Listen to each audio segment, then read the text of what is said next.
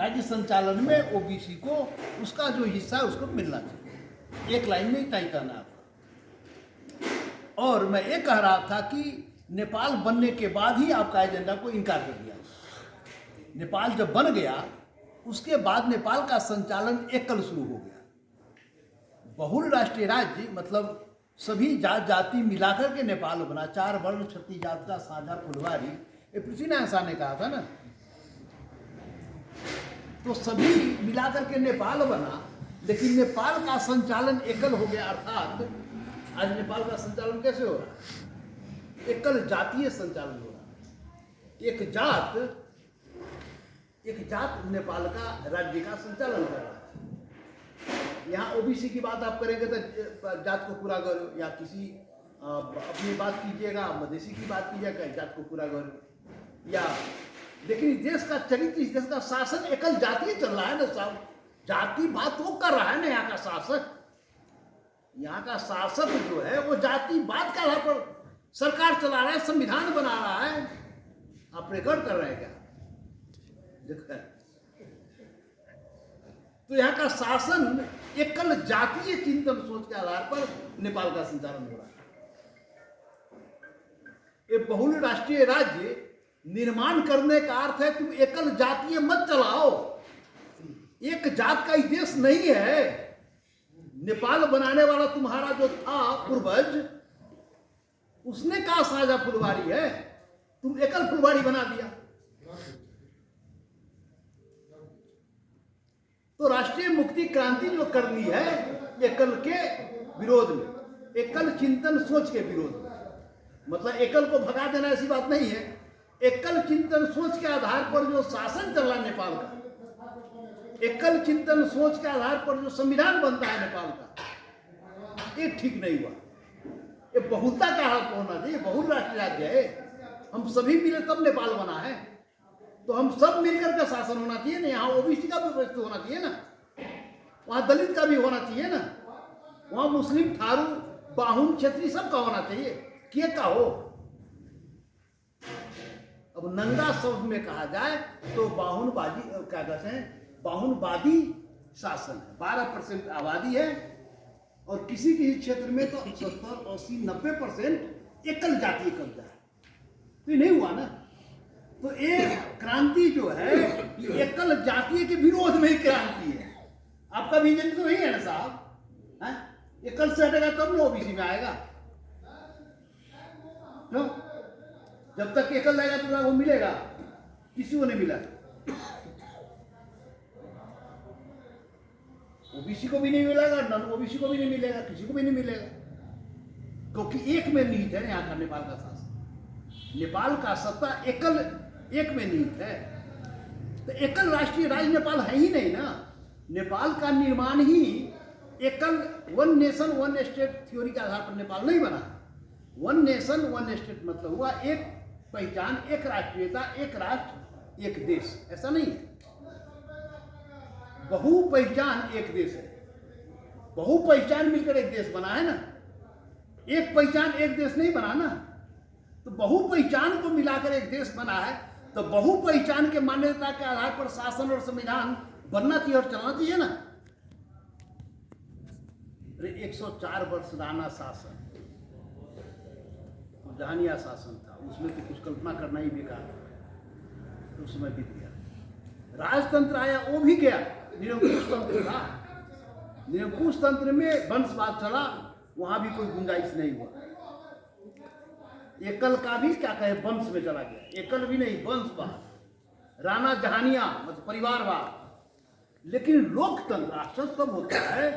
लोकतंत्र 46 साल के बाद तो देश में लोकतंत्र है ना, प्रजातंत्र है ना। अभी तो गणतंत्र है। तो ये 35 वर्ष का जो समय है नेपाल का, ये लोकतांत्रिक गणतंत्र का समय है। इस समय में क्या हो रहा है, अभी क्या हो रहा है? अभी यहाँ सुन रहे थे दुनिया का सबसे कंगाल देश बन गया।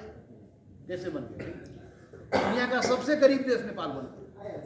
10 देश का नाम लिखेगा, दुनिया का सबसे गरीब देश कौन है, तो नेपाल का नाम लिखना पड़ेगा। उस देश का आम नागरिक। तो दुनिया का कंगाल देश का आम नागरिक कौन बना दिया भाई? या किसी ने कहा ना, सब बात तो राजनीति से होता है। राजनीति तो होता है ना।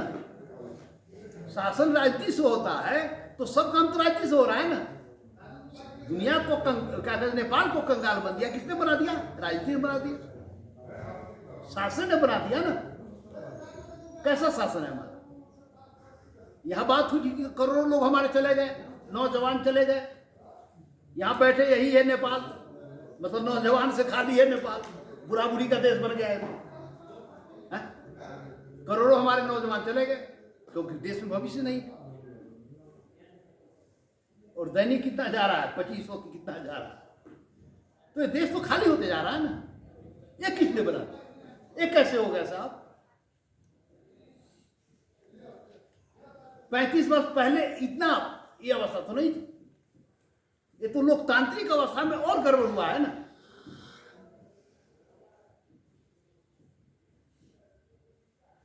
तो देश की अवस्था, अब सब अधिकार पहचान की बात कीजिएगा तो भी नहीं। तो क्या हो रहा है? लोकतांत्रिक अवस्था में भी क्यों ऐसा हुआ? 7 संविधान नेपाल में बना। दुनिया में कहता हूं, दुनिया में ऐसा कोई देश नहीं है जो नेपाल जैसा देश हो, जिस देश में 70 वर्ष में 7 संविधान बना। 70 वर्ष में 7 संविधान हमने बनाया भाई, एक दो तो बनाया। भारत 70 वर्ष में एक संविधान बनाया। दुनिया का क्या कहते हैं, संपन्न देश बनने जा रहा है, तीसरे दर्जे में लाने की बात हो रही है। अमेरिका 250 वर्ष में एक ही संविधान बनाया, 250 वर्ष में एक संविधान दुनिया का सबसे संपन्न राष्ट्र है। हम 70 वर्ष में 7 संविधान बना लिए और अभी हम चिल्ला रहे हैं ओबीसी हमको अधिकार चाहिए। यही बात हो रही है ना। संविधान में लिख दिया तो ओबीसी को अधिकार मिल ही जाता ना है? मधेसी को अधिकार चाहिए, दलित को चाहिए, जनजाति को चाहिए, क्योंकि संविधान सबके लिए बनता ही नहीं है। ओबीसी के लिए नहीं बनता है, क्या कीजिएगा? वो एकल बनता है, एक जात के लिए होता है, अपने लिए बनाता है। और शासन तो संविधान से चलता है। तो ये अवस्था, नेपाल का ये अवस्था कैसे हुआ? कौन लाया? आजकल हम जाते हैं बाहर तो हमसे प्रश्न करता है मीडिया वाले का, तो हम कहते भाई किसने बनाया देश की अवस्था? इस देश में ये आज देश की जो अवस्था है वो सब बनाया किसने? शासन ने बनाया, राजनीति ने बनाया ना। ये बात तो सत्य है, जनता ने तो नहीं बनाया ना, राजनीति ने बनाया। तो कैसी राजनीति, कैसा शासन और किसका शासन? कौन किया शासन? Party system. Party system, party ने शासन किया। 35 वर्ष में पार्टी ने शासन किया ना। उससे पहले राजा का शासन, राणा का शासन, निरंकुश शासन था, उससे उम्मीद करना मुश्किल। लेकिन लोकतंत्र में तो हमारा अधिकार बनता है ना, जनता का अधिकार बनता है ना। तो लोकतांत्रिक अवधि में भी देश को कंगाल बनाया गया और जनता को अधिकार और पहचान उसको नहीं दिया गया, राज्य विहीन बना दिया गया। ये किसने किया? शासन ने किया। कौन शासन? पार्टी सिस्टम है, पार्टी ने किया, पार्टी की सरकार बनती। इसलिए ढाक छोप करने की जरूरत नहीं है। पार्टी सिस्टम की यदि बात करें तो 35 वर्ष किसी पार्टी की क्या कहते सरकार तो बनी ना। सरकार के द्वारा तो ये सब गड़बड़ी हुआ, सरकार के द्वारा शासन चला, वहां गड़बड़ी हुई, गड़बड़ी देश इस अवस्था में पहुंच गया। इसलिए ये सारा विकृति जो नेपाल, इससे नीचे नहीं जा सकता है। सुन लीजिए, देखने सुनने में तो लगता है सब कुछ ठीक ठाक है, रेमिटेंस आ रहा है बाहर से, लेकिन देश भीतर से तो खोखला हो चुका है ना। नेपाल भीतर से खोखला हो चुका है हर मामले में। अधिकार पहचान नहीं मिला, जनता चिल्ला रही है, मधेसी चिल्ला रहा है, दलित चिल्ला रहा है, आदिवासी जनजाति चिल्ला रहा है। मधेसी के भीतर ही ओबीसी है, जिसकी मीटिंग में आप लोग भी बैठे हैं, आप लोग भी वही बात कह रहे हैं। तो कोई भी पक्ष संतुष्ट नहीं दिख रहा है ना, कोई भी वर्ग संतुष्ट नहीं दिख रहा है ना। इसका एक ही कारण है। क्या? इसका एक ही कारण है। वो कारण जो आप उठा रहे हैं वही कारण है, और कोई कारण नहीं। तो आप अपने लिए उठा रहे हैं, ओबीसी के लिए उठा रहे हैं, उसके भीतर की बात है। एकल जातीय शासन नेपाल में चल रहा है, इसलिए ओबीसी को नहीं मिला, इसलिए मधेसी को नहीं मिला ना, इसलिए जनजाति को नहीं मिला ना। इसलिए दलित को नहीं मिला ना, सबको रिकॉग्नाइज नहीं किया गया, सबको आत्मसात नेपाल में नहीं किया गया, इसलिए ओबीसी को भी नहीं मिला। तो उसके समाधान के लिए एकल चिंतन सोच के आधार पर जो नेपाल का शासन चल रहा है, ये समस्या का जड़ है। नेपाल का सभी समस्या का जड़ वही है, क्योंकि ये समस्या क्रिएट उसने किया, उसके शासन उसके चिंतन से हुआ।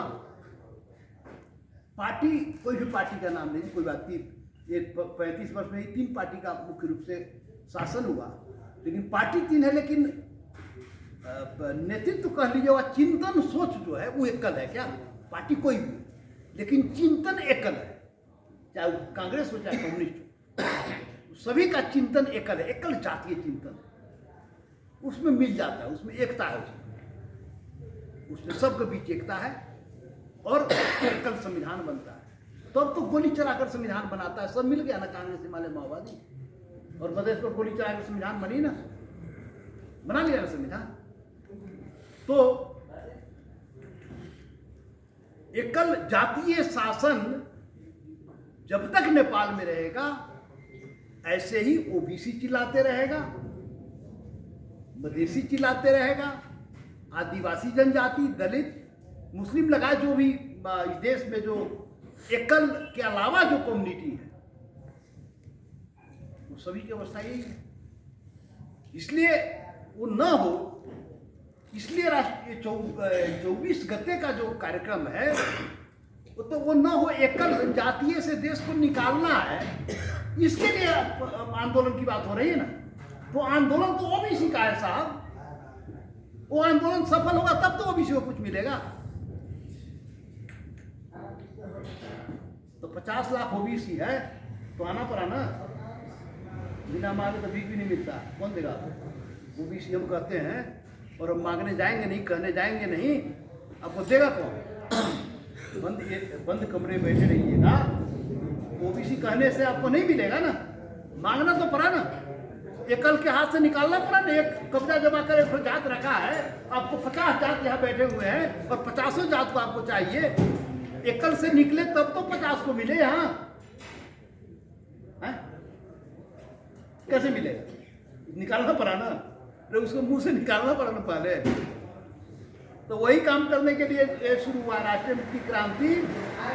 राष्ट्रीय मुक्ति क्रांति का एक लाइन में बुझने वाला विद्वान बुद्धिजीवी तो लंबा चौड़ा व्याख्या क्या हो, पानी पड़ रहा है,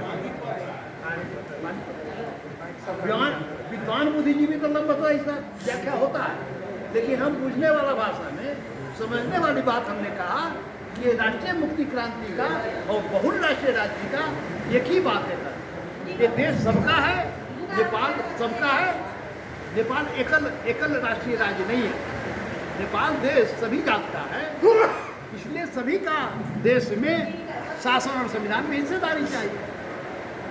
तो अब इस एजेंडा के लिए लड़ना है, तो मैं कहा कि एजेंडा ओबीसी का एजेंडा है, ओबीसी का एजेंडा तो लड़ाई चलिए, लड़िए भाई, तब में मिलेगा। यहाँ मेरे कहने से कहता है नेताजी का प्रतिबद्धता चाहिए, मेरा प्रतिबद्धता हम तो है ही भाई, हम तो बिगुल फूक दिया ना आपके लिए। एकल से मुक्ति मिलेगी तो ओबीसी को मिलेगा, तो हम भी ओबीसी भाई, हमको ही मिलेगा ना, मधेसी भी है, ओबीसी है, नेपाली नागरिक है, किसी हिसाब से मिलेगा ही ना हमको, मिलेगा ना, उसका हकदार तो हम हो जाएंगे ना, लेकिन मिलेगा कैसे, कैसे मिलेगा? उसके लिए लड़ना पड़ा ना, आना पड़ा जुलूस में। हम उम्मीद करते हैं 50 लाख ओबीसी में से काठमांडू में रहने वाला 10 लाख मधेसी आया, 10 लाख मधेसी है, 10 लाख मधेसी में 5 लाख ओबीसी तो होगा भाई, है कि नहीं है? पक्का है, पक्का। तो 5 लाख में 10% कितना हुआ?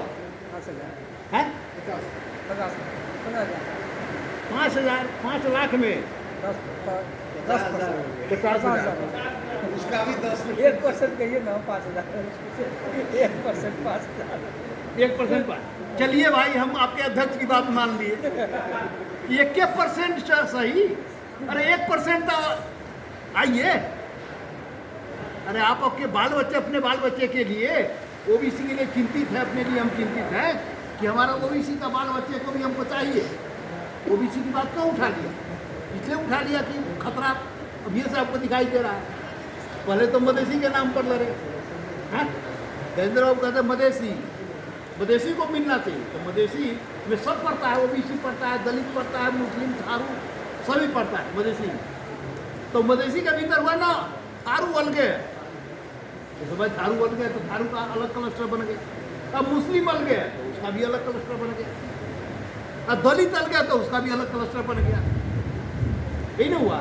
अब ये कौशल करेंगे ओबीसी भी अलग है, चलो भाई हाँ, तो ओबीसी को अलग अलग क्लस्टर बनाना, यही बात है ना है? क्योंकि ओबीसी का हक हिस्सा कहीं फिर दूसरा न ले ले, सो भी डर है आपको, यही बात है ना। क्योंकि पहाड़ में इसे होता है, पहाड़ में एकल तो क्या कहते हैं वो आदिवासी जनजाति का भी हिस्सा ले लिया है, दलित का हिस्सा ले लिया, क्षेत्रीय का भी हिस्सा ले लिया है ना, 12% वाला सभी का हिस्सा ले लिया है। तो इसलिए पहाड़ में तो कब्जा कर ही लिया है, मधेश में भी डर है आपको। तो खैर कोई बात नहीं, कल ओबीसी के भीतर भी समानुपाती की बात होगी, नहीं समझे।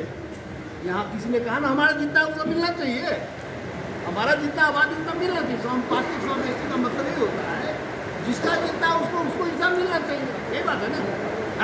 अंत में जाकर नहीं बात होगा, तो न्यायिक बात है ना भाई। इस देश में 125 जात जातियाँ हैं और पहचान के हिसाब से हम कहते हैं तो मधेसी एक राष्ट्रीयता की बात हम करते हैं।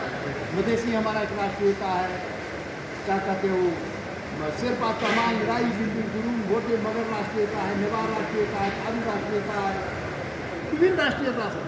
उस राष्ट्रीयता के भीतर भी सब क्या कहते हैं, सब कास्ट से मधेसी राष्ट्रीयता की बात करते हैं तो ओबीसी उसके भीतर आता है। मधेसी राष्ट्रीयता के भीतर ओबीसी आता है, मधेसी राष्ट्रीयता के भीतर दलित भी आता है, सब आता है, लेकिन क्लस्टर अलग अलग मांगा है क्योंकि सुरक्षा चाहिए, तो ओबीसी को भी सुरक्षा चाहिए। तो चलो भाई अच्छी बात है। तो ये लेने के लिए 24 गते काठमांडू में, राजधानी में क्या कहते हैं, काठमांडू का 24 का प्रदर्शन क्या है मालूम है? परिभाषा देना है, ये देश हमारा भी है वो दिखाना है शक्ति के साथ। बहुल राष्ट्रीय राज्य का परिभाषा 24 गते काठमांडू के सड़क पर राजधानी में देना। तो ओबीसी भी एक परिभाषा है, कहना पड़ा ना, दिखाना पड़ा ना। वहाँ थारू आएगा अपना परिभाषा दिखाना, मुस्लिम आएगा परिभाषा दिखाना, तमांग आएगा, मगर, लिंबू, राई, नेवार सभी अपना अपना परिभाषा मतलब अपना पहचान परिचय देने आएगा। तो ओबीसी भी अपना परिचय देना चाहता है कि ओबीसी के नाम पर हमको चाहिए, यही नहीं चाहते हैं। तो ओबीसी अपना शक्ति दिखाना पड़ेगा ना काठमांडू के सड़क पर। ओबीसी का बैनर टांग करके उसके भीतर जितना 50 से रहिए आप, लेकिन शक्ति तो दिखना चाहिए ना साहब। वहाँ ओबीसी का बैनर टांग दिया, वहाँ पीछे 5 आदमी खड़ा रहेगा तो आपकी पूजा होगी क्या? अरे पूजा तो शक्ति का होता है ना। ये कौन सी काला हो गया यहाँ? पानी पड़ रहा है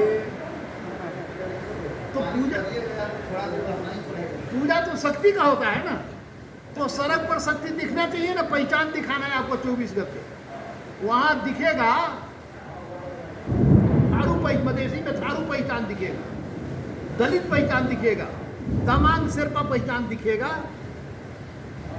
तो आप मधेसी के भीतर भी कहते हैं ओबीसी पहचान हमारा होती है, तो ओबीसी पहचान वहाँ दिखना चाहिए ना साहब, चेहरा दिखना चाहिए।